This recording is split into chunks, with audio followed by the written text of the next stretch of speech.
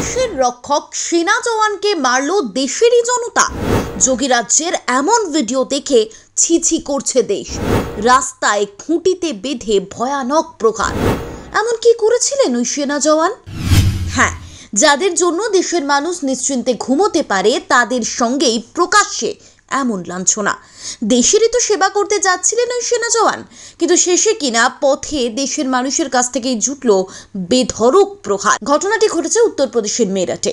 একটি টোল বুথে বেদম প্রহার করা হলো এক সেনা জওয়ানকে। কিন্তু তার দোষটা কি? ঠিক কি অভিযোগ রয়েছে তার বিরুদ্ধে? কপিল কাওয়াদ নামের ওই জওয়ান ভারতীয় সেনাবাহিনীর রাজপুত রেজিমেন্টে কর্মরত। ছুটি নিয়ে তিনি বাড়ি গিয়েছিলেন। এরপর শ্রীনগরে ফিরে যাচ্ছিলেন কাজে যোগ দিতে। বিমান ধরার উদ্দেশ্যে দিল্লি বিমানবন্দরে যাচ্ছিলেন। পুলিশ সূত্রে খবর, কপিল এবং তার তুতো ভাই একটি টোল বুথের জ্যামে আটকে পড়েন। এদিকে সময় পেরিয়ে যাচ্ছিল, আর একটু দেরি হলে মিস হয়ে যেত সেই ফ্লাইট। তাই তারা উদ্বিগ্ন হয়ে পড়েন। কপিল গাড়ি থেকে নেমে টোল বুথের কর্মীদের সঙ্গে কথা বলতে চান, কিন্তু কথা কাটাকাটি শুরু হয়ে যায় সেখানেই। অভিযোগ, বিবাদ এমন জায়গায় পৌঁছয় ওই টোল বুথের কর্মীরা ওই সেনা জওয়ানকে একটি খুঁটিতে বেঁধে মারধর শুরু করে। সোশ্যাল মিডিয়ায় ভাইরাল ভিডিওতে দেখা গিয়েছে ওই সেনা জওয়ানকে একটি পোস্টে হাত মুড়িয়ে দাঁড় করে রাখা হয়েছে। পিছন থেকে একজন হাত আটকে রেখেছেন, বাকিরা মারধর করছেন লাঠি দিয়ে।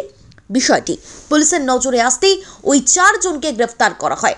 স্থানীয় সূত্রে জানা গিয়েছে, কপিল টোল বুথে গিয়ে জানিয়েছিলেন তার গ্রাম সামনেই, এটা টোলের অধীনে পড়ে না। তবে টোল বুথের কর্মীরা তার যুক্তি একেবারেই শুনতে চাননি। এরপরই শুরু হয়ে যায় বচসা। পুলিশ সুপার রাকেশ কুমার মিশ্র জানিয়েছেন, অভিযুক্তদের বিরুদ্ধে মামলা রুজু করা হয়েছে। কপিল ভারতীয় সেনাবাহিনীতে আছেন, তিনি কাজে ফিরছিলেন।